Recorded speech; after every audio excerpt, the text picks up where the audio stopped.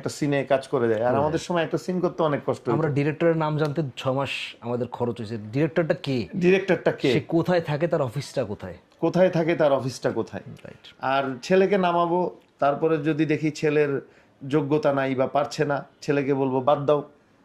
কারণ শিল্প সাহিত্য কখনোই জোর করে হয় না। জি আমার আশেপাশে অনেক অভিনেতা দেখি, অনেক বন্ধু বান্ধব দেখি যারা শিল্পী মনা, কিন্তু শিল্পী মনা হলে হবে না। শুধু শিল্প সাহিত্য একটা আলাদা জিনিস। কবিতা আবৃত্তি জানতে হবে, স্পষ্ট উচ্চারণ জানতে হবে, এক্সপ্রেশন থাকতে হবে, ভালো ডেলিভারি দিতে হবে ডে বাই ডে। এটা নট অনলি হিরো হিরোইন, প্রত্যেকটা আর্টিস্টকে যদি এই জায়গাটা ইমপ্রুভ না করে, এই লাইনে এসে লাভ নাই।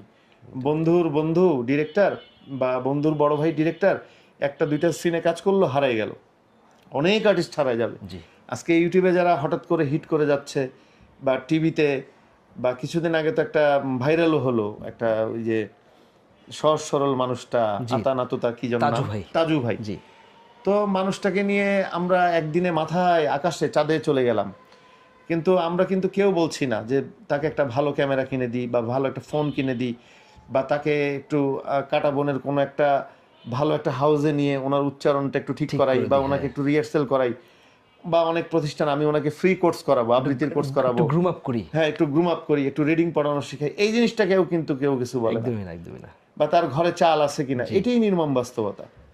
আসলে কমার্স আসলে আমাদের অনেক জায়গা থেকে আটকায়। রুমেল ভাই, রুমেল ভাই, থ্যাংক ইউ ভেরি মাচ। আজকে আপনি আমাকে অনেকক্ষণ সময় দিলেন। আমি আসলে আপনার ইন্টারভিউ করতে বসি নাই, আমি আপনার অনেক কথা শুনতে চেয়েছি, এবং আপনার অনেক কথার মধ্যে আমি অনেকগুলো লেসন নিয়ে গেলাম। রুমেল ভাই, আশা করছি শিগগিরই আমরা আরেকবার একই ফ্রেমে মিলিত হব ইনশাল্লাহ। এরপরে আমি তোমার সাক্ষাৎকার নিব। তোমার অনেক কাজ বের হয়ে গেছে, তোমার সাথে কথাও হচ্ছিল। জি তুমি আসলে প্রতি মাসেই শুটিং থাকে, এখন ব্যস্ত একজন আর্টিস্ট, সময়টা মিলাতে পারছিলাম না। এর মধ্যে ইলেকশন গেল, তারপর ঈদ গেল।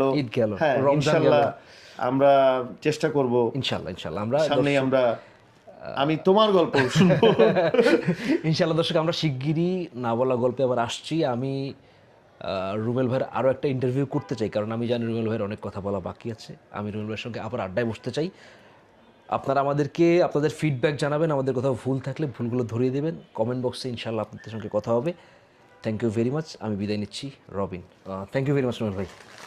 বিদায় নেওয়ার আগে তোমার জন্য একটু ফুলের শুভেচ্ছা। Thank you very much. Thank you.